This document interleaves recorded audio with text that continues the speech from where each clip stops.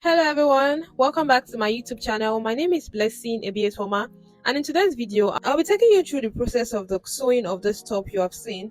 If it is something you are interested in, please keep watching. Before we get started, I want you to understand that I do not have the cutting tutorial on this particular top. That is because I've actually cut this top long time ago, long before I started the YouTube channel, and I recently stumbled on the pieces. I started to put it together and decided to film the process for you guys. So, having said that, let's get into the explanation of the video. So this is the back and this is the side of the front. It's a bustier top, a bustier crop top, and if you have an understanding, a basic understanding on how to cut a bustier, then this tutorial is for you. So I'll be making use of doll face fabric to serve as the material I'll place the net on, just like this. I'll be using doll face fabric. I'll be making use of veil nets. This is the texture I'll be making use of.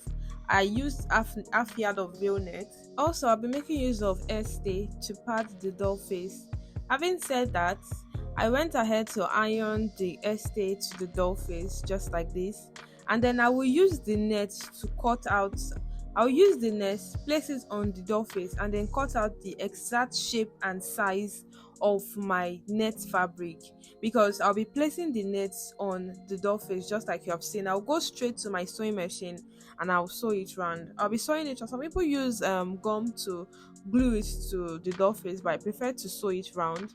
So I'll be sewing it round, and I've also gone ahead to cut up my lining. For the front lining, I glued stay to it, but for the back lining, I did not glue stay to it. So that's the back lining, and then this is the net I'll be making use of. It's not too stretchy, but it is stretchy. And with that being said, let's go into the cutting of the yoke. I'll start with the back yoke because I'll be cutting the front yoke much later. As the video progresses, you will understand why. I went ahead to draw my shoulder line, and then the next I'm drawing the length of my yoke. I'm using 7.5 inches for the length of my yoke.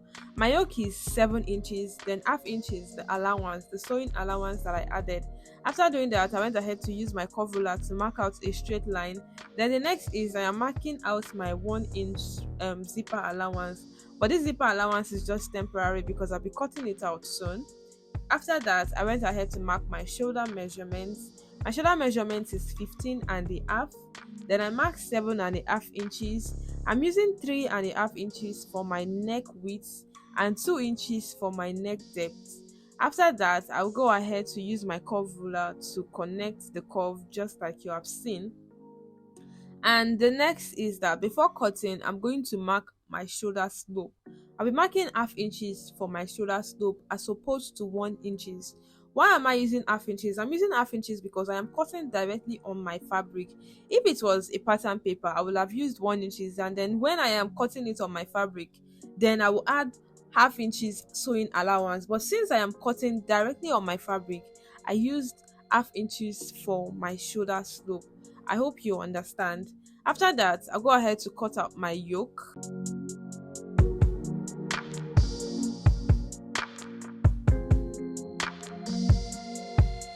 So for the style I have at the back, if you paid attention to the video, the starting of the video, I actually displayed the top and I showed the back. For the style I have at the back, I have like a buttonhole and a button at the back of my yoke. So I'm going to be cutting out the style. What I did is I marked half inch from the top of my neckline, half inches. Then I just did a curve with my free hand, just like you saw. It's no big deal, just connect the curve and then you should have that at the end of the day. Then the next is to place the net on the doll face, of which I have done.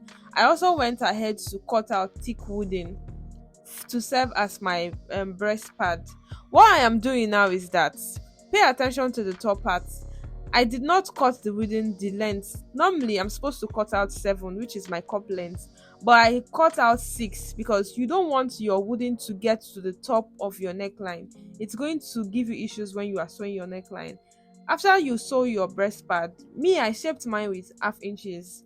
After shaping it, make sure you use your tailor's arm to iron it out so you can get the right fitting. Then I've gone ahead to sew my yoke. I have a detailed video on how to sew a yoke. If you need that, I want you to go check it out on my YouTube channel. You'll notice that I left half inches by the side before placing the yoke. That is what you should do because you will need to sew the other half inches in with the lining, just like you have seen. So place the lining. Make sure your lining is half inches shorter than the length of the top. That is because you don't want the lining popping out. Since it's a crop top, you don't want the lining popping out from the down part of your top. So half inches shorter than the length of your crop top. With that being said, you go ahead to sew the up part first. After sewing the upper part, then you sew the down part of the top before you go ahead to sew both sides of the top. We will be turning this part of the top from the armhole, but before turning it out, make sure you trim it because you don't want the allowance to be too much. No matter how you iron the top, it's not going to be relaxed if the allowance is too much. So you must go ahead to first of all trim the excess allowance out before turning it from the armhole.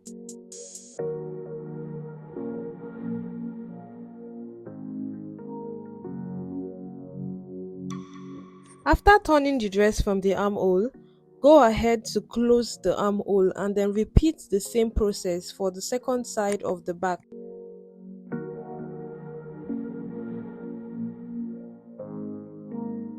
This is what you should be having after you are done sewing both sides of the back. Look how beautiful the top is turning out. Look how the yoke is sitting perfectly. Don't forget that we are going to be having buttonholes and we are going to be having a button at the back. To sew the darts, I just went ahead to mark 2 inches from the other side. That's the side we'll be shaping in, and then half inches from the zipper allowance area. Then I came down by 12 inches, which is my underbust. Then I sewed half inches downwards, just like you have seen. I repeated the same process for the second side of the back. After cutting the neckline of my bustier, the neckline is sweetheart neckline and I came down by 2 inches for the sweetheart. Then I placed the bustier on top of the net that I want to use for the yoke.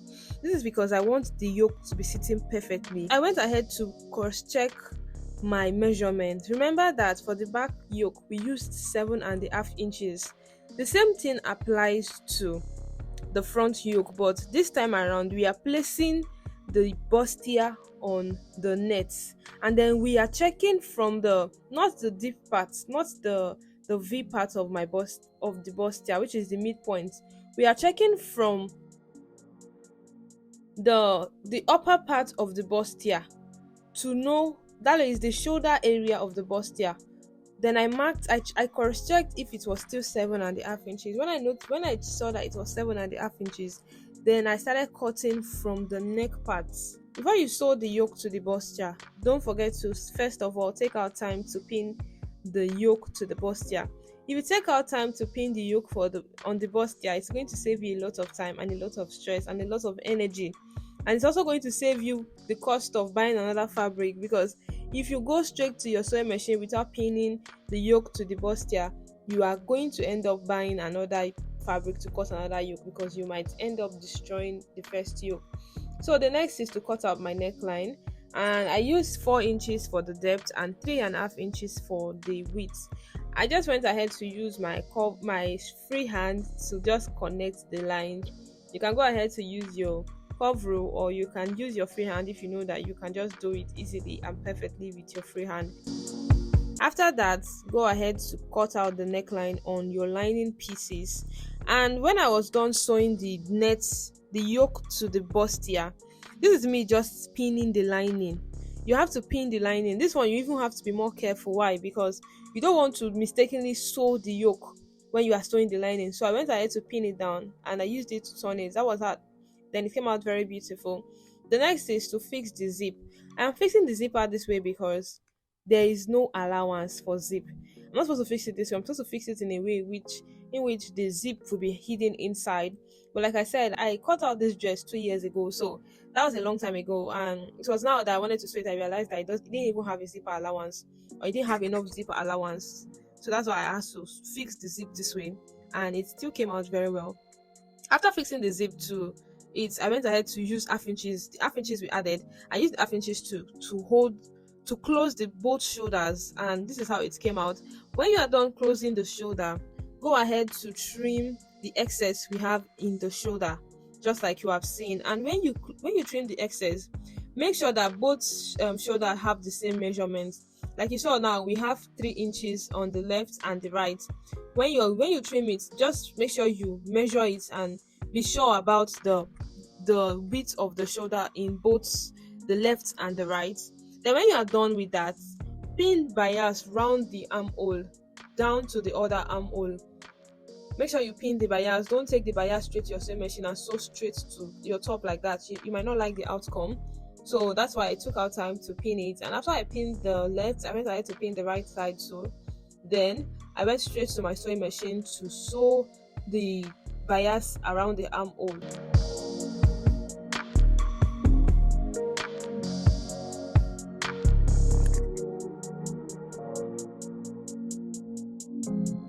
So this is what you should be having by the time you are done sewing the bias. By the time you are done using the bias to turn the armhole, this is what you should be having. Look how beautiful it is coming out. Then the next is to mark your bust measurements. For me, my bust measurement is 35, so I just went ahead to divide it using my tape. Just measure 35 divided, and I have 17 and a half. Then I marked 17 and a half. The excesses I divided into two again, marked one on the right and the other on the left. Marked my under bust with the same process. And my waist is 28. I divided it into two using my tape rule. I had 14, and I still went ahead to do the same process. Added some of the excesses to the left and then to the right. 28 divided by 2. Look at how I'm using my tape to divide it. Then you connect the lines. Then I went ahead to shape the top, and this is how the top is looking right now. The next is to sew the buttonhole to the back. To know the exact measurements to use for the length of your buttonhole, just go ahead to measure the hole, that space in between both sides of the back. Measure it. For me, I had 2 inches, so 2 inches times 2 is 4, and then I added half inches for the same allowance. So the length of my buttonhole is actually 5 inches. So after it, I just went ahead to bend my bias tape, and then I went ahead to sew a straight line on it. I attached it, and I've gone ahead to attach the button. So look how the top is looking. It's looking so beautiful both in and out, and I really love the top.